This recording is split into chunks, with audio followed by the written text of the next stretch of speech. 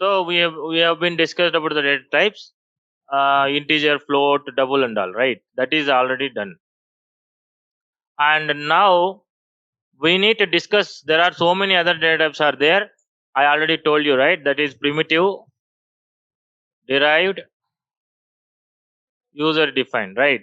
So three different data types are available. Under them there are multiple types are there, so they're all classified and we learnt, and we have been seen how to declare a primitive data type as well, right? Now I wanted to continue with the other part of it. I hold these data types now. We'll come back to that later point of time. Now I wanted to introduce two more things in this session. First thing is input statement. Second thing is logical statement, which is called conditional statement. So related to that, we'll see how we can use it so that we can progress on the practice as well. Our day-to-day life, always we need to practice the algorithms and programs and flowcharts, right, daily.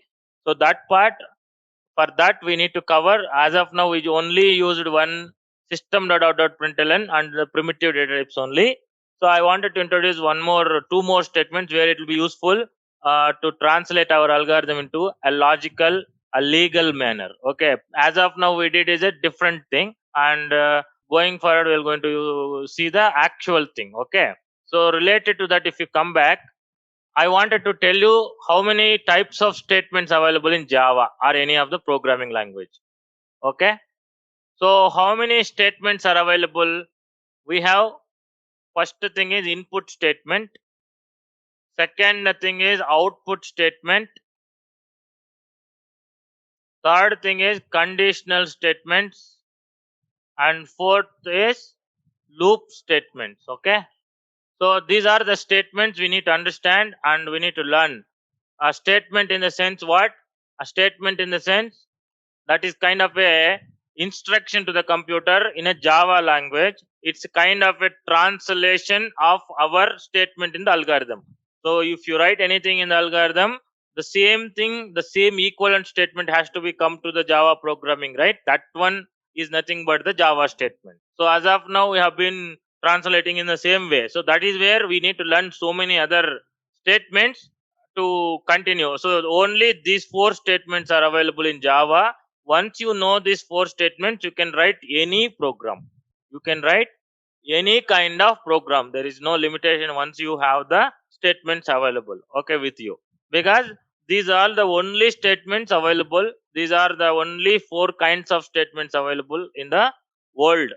That means not only for Java, for any language. Tomorrow if you wanted to switch between Java to .NET or Java to Python or a JavaScript, anywhere, all you need to do is, all you need to understand is these statements only, because input statements will be there, output statements will be there, conditional statements will be there, loop statements will be there in the other programming languages as well. Only little syntaxes will change, that's it. Okay, so, and we come under this. So in the input statements, we have two kinds of statements are there: standard input statements, console input statements. So I just tell you, this is for just understanding purpose. There are different statements will be always available based on the statement, based on the requirement, where the input is coming from and where the input has to be coming from. While I'm giving the statement, I'm instructing to the computer saying, you take some input from where it has to take, because there are so many peripheral devices for us, right? So something like input devices, there are so many input devices are there. Now from where I need to get the input, the moment I give some instruction, it should be very clear to the computer. I cannot say take a number. I have to say from where it has to take the number. I cannot say take a number means from a scanner it has to take, or from the mic it has to take, or from the keyboard it has to take. It has to tell to the computer. Otherwise, there are so many input devices connected to the computer. Computer, how it will get to know from where it has to take? That should also clarify, na? Take a number means from where I have to take. So that is where the input statements has been specifically given for each and every peripheral devices. Based on the requirement, we have to always replace that statement. We cannot replace every time only one statement, right? We are going to learn one statement for now to continue. Going forward, you should understand there are many statements and they are going to change according to your requirement. Our requirement currently, I have to take input from the keyboard. In that case, keyboard is called as standard input device. The keyboard of the computer is called as standard input device, so that keyboard input has to taken from the standard input statements. That means if you provide a standard input statement, only it will read the data from the keyboard. Otherwise, no. That's what we should understand. Yes. No. How can it will take if I am not given the input statement? అది input కాదు కదా, అది assigning. That is not the input, right? Input, if you are not providing input statement, it is not taking the input from the user, right? If I am not given the statement of input, it won't accept anything from the user. Actually, it should accept a number from the user. That is called only input. You have to provide from user to into the computer, right? If you provide a is equal to 10, will that accepting from the user? No. Then how you will say it's input? It is not input. It's just assigning a number to the variable, assigning a number to the another variable. That's it. But actually, it has to accept input, right? I am saying clearly. Input means we have to give information to the computer. Output means I have to get the information from the computer. Who? Who means we, the users. The user has to give the input to the user to the computer is called input. The user has to get the information from the computer is called output. Then in that case, as of now we did is not at all input, only output, some text we are seeing, right? So if you use the standard input statements, only considered as input. Okay, that's what I'm telling you. So output statements also classified like this: standard output, console output. Okay, so again I'm telling you, output also is depends on the computer and the requirement, because the computer can be connected with so many output devices, right? Now I have a monitor which is already there, that is called standard output. Printer is there, that is also output statement. Some other speakers are there, some other, so many devices will be there. Tomorrow there will be so many other things will come as an output, right? In that case, output devices you connected. In that case, if my program, my Java program has to send output to the particular device, how it will send? There will be a specific output statement has to be written for it. Okay, each and every statement will be very specific. I already told you, the moment I say something, it should be clear and cut. That's it. It will be only understandable. Only that work it will do. It cannot guess what he is telling, and based on that it won't take a call. Always you have to give the statement such a way to what it has to do. It's already understood to the computer. Only that we can give, only that it will do. That's it, right? So that is why we have to learn such a way we are clearly coming to the actual specific ones now. So you need to concentrate and understand here. Okay, so that is how the statements has been divided into standard output statements and console output statements. Okay, again come back to the conditional statements. There are so many conditional statements are available. I can put you here: simple if else, else if ladder, switch, logical and logical or. Okay, so these are the conditional statements available in Java. Okay, so these statements also we are going to learn how to use them, and what is the equivalent statement, and what is the syntax, and all these things going forward. Okay, so that is the thing. Okay, then if you come back to the loop statements, we have so many loops. I just provide you some loops here: while, do while, for. For now, only three basic and very standard loops I'm telling you. In Java, there are so many loops are introduced nowadays based on the requirement and based on the object what we're using. So we are going to learn later point of time. Okay, but the standard loops across the world in any of the computer languages, these three loops will be available. C language, C++, Java, JavaScript, any language you take, these loops will be there. But after that, there are so many other loops will be specific to only that language. For example, there is for each loop, there is iterators, there are maps, there are filters, They're all different language provided different loops, but they might not be available in other language. But this if loop, while, do while, for, these three loops are available everywhere. Okay, so these are the three loops we are going to learn in our later point of time in our session.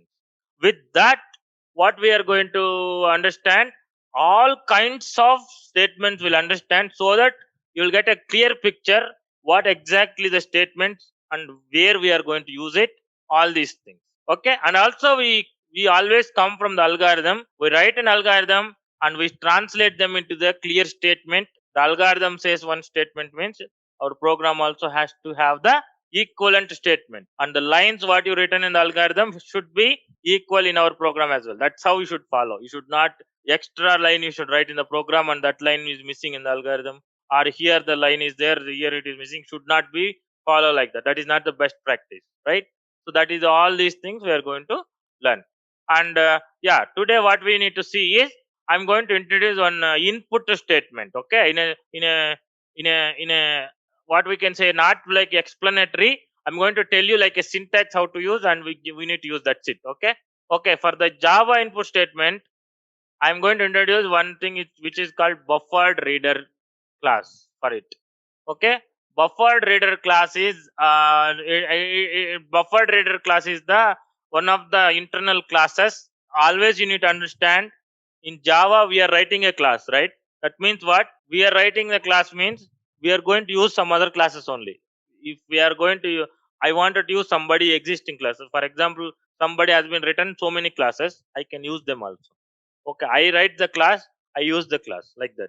Why I should use the class? Always we actually create the object using the class. All these things later I'm going to tell you in the object oriented topics will come now. In that time we are going to tell you what is object, how we can plan an object, how to create an object. Okay, and how to use the object, how to create multiple objects. All these things we already discussed in the theoretical manner, right? Those things practically we are going to see. Okay, for now I'm going to introduce buffered reader and how to use in the buffered reader. And then I wanted to introduce the conditional statement, one of the conditional statements, simple if condition. Okay, and then we'll stop this session today. Tomorrow onwards we'll continue the others. Okay, any clarification needed up to here? No, sir. Okay, so buffered reader is something like, how to use the buffered reader. Buffered reader is a class which is part of java.io package. Okay, first thing, buffered reader is a part of java.io package. Okay, I'm going to tell you what is package and a later point of time. You should remember all these things. Since since it's a package, like it is under java.io package. IO means input output. IO means input output. That there is a packages where all the classes related to input output placed in that package. Package is nothing but folder. That's it. In Java, package in the sense a folder called IO folder. There all the classes has been kept, which is related to input output. So from there only we actually using buffered reader.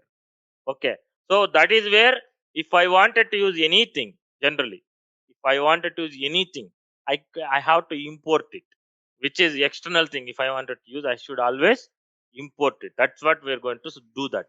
So I wanted to use buffered reader, which I'm not written the buffered reader. Did you return buffered reader? No, somebody else written. Where they kept in the java.io package. That's where I imported that buffered reader from the Java IO package, and I'll start using it. That's how it is. Okay. And second thing, this buffered reader will throw exception, which is IO exception. This statement you have to remember. Okay, buffered reader, that means buffered reader. In the buffered reader, actually we have a method called read method, another method called read line method. Okay, two methods are there. Okay, these two methods only we use as a input statement. This is one input statement, and this is another input statement. And you will understand that, right? Read method only reads only one character. Read line method will read all the characters at a time. Read method will read only one character at a time. Read line method only reads all the characters at a time. That means what? Read method will give you the character output.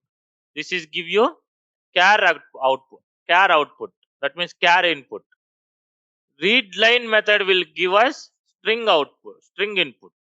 That means for us we'll get the string input if we use read line method. If I use read method, I'll get only one character. I can only type one character. Only it will take only one character.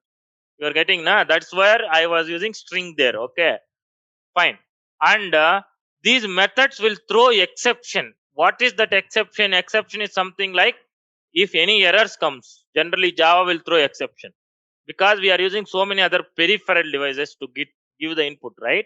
That time somehow there is a chances where the keyboard is not connected. Where is somewhat happened with the connectivity, something happened. In that case, how to handle? For that only, always these methods will throw exceptions. That exceptions are something like errors, and we can handle them. Okay, whenever that error will come, I can write a some more program to handle it. Saying if something which is related to connectivity error will come. Okay, in that case, I can take that and try to write a one more program to recheck that something like try it again. Again comes, then throw error saying keyboard is not connecting, something like that, right? So like that I can handle them. For that handling and all, later I'll tell you. For now, this is going to give the exception. Remember this, the exception is called IO exception. Exception throw the method, that method will throw that exception. Okay, exception means it's having all the information related to the problem. So I can read that information what is happening inside the exception. So that is where why that is there, because I can handle based on the exception. If that is not there, then I can't handle. Something goes wrong, that's it, that will won't work. Only if I handle it properly, I don't want to, because of that exception, I don't want to stop my program, or my program can, stuck there. I need to close it and run it again. Like that, I don't want to do. I can easily handle it, saying something to the user, saying this some exception came, try it again, it will work. Maybe it will work. Or check your connectivity and try it again. Like that, I can write a information, and I cannot stop my program. Na? I can stay there only, so that you can check the connection and you can try it again. Right? Otherwise, what? It will just close. What your user will do? You cannot do anything. Na? Those kind of handling techniques are very much there in the Java, where we can easily handle with the exceptions. Later, once the exception topics separately we are planning, that in that particular session I will tell you how to handle the exception and all. Okay. Okay, but you need to understand, because buffer reader is there, the read and read line method will always throw the exception. If you have to handle it, otherwise the program won't work. That's what I'm telling. Okay, that's it. So what is the syntax? How to use it? First, you need to remember these things. Buffered reader is a class which is a part of java.io, and there are two methods available in that class: read and read line. Read will give you the character input, read line will give you the string input, and these methods will throw IO exception. This is the remember thing. Up to here you should remember. Then we'll come back to usage. How to use it? Generally, we have to always, whenever external class is there, always I need to create object for that class. How to create object for the buffered reader? Like this: buffered reader br is equal to new buffered reader of new input stream reader of system.in.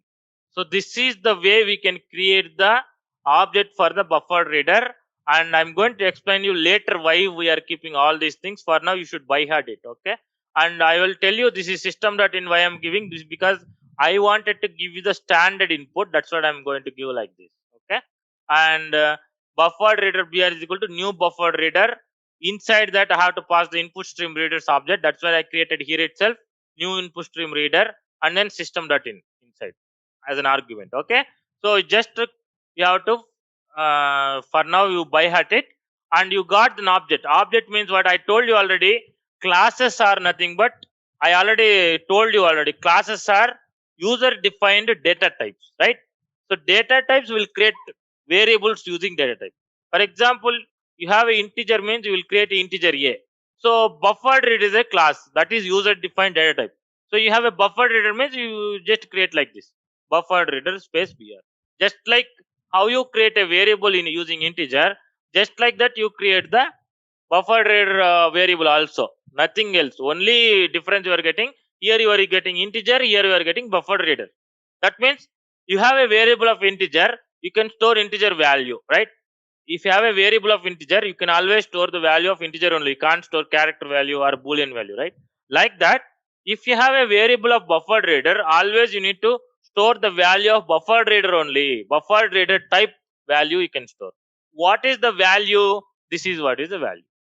So always, generally, the object of the class is nothing but the value of the particular class or the data type. Generally, buffered reader is a class. Class is a user-defined data type. That means buffered reader is a type, user-defined type. Our type is now buffered reader. Now, I have created a variable for buffered reader means I have to store the value of buffered reader only. The value of buffered reader is nothing but the object of the buffered reader. This is what it is. This is how it is. That means when it is come to the user defined data, I will tell you more about it. For now, you just remember it. Okay, fine. Now, once you got an object, you have to call using the object. Br dot read or br dot read line. Any one method you can call. Okay, you can call br dot read or you can call br dot read line. Any one method you can call. I already told you the read method will always give you the input character. That means what you have to store here, character C is equal to, like that you have to keep. When you are calling read, always you have to take the value of one character. In that case, you need to create a variable to hold that. Always character variable. Okay. At the same time, what is read line is going to give you the input? It will give you the string input, right? So you have to create string some sr is equal to like that. So this is the way we always take the input from the standard input. That means what? If I call br.readline and store into sr, the br.readline is actually waiting for you to write something and waiting for you to hit the enter key.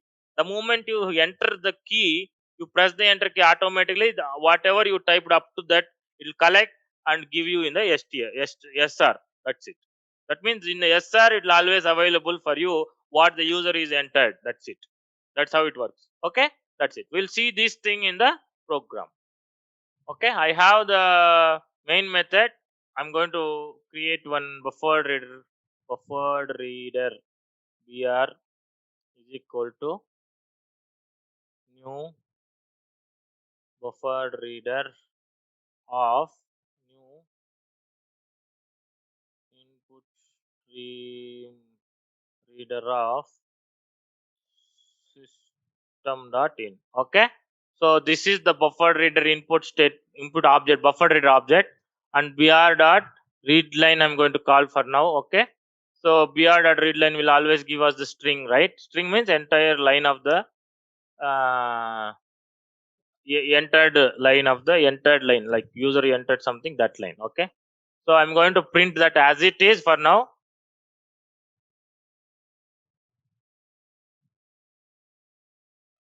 Okay, and if you just save this and go and compile this is the desktop, right? I go to desktop and open the command prompt, java c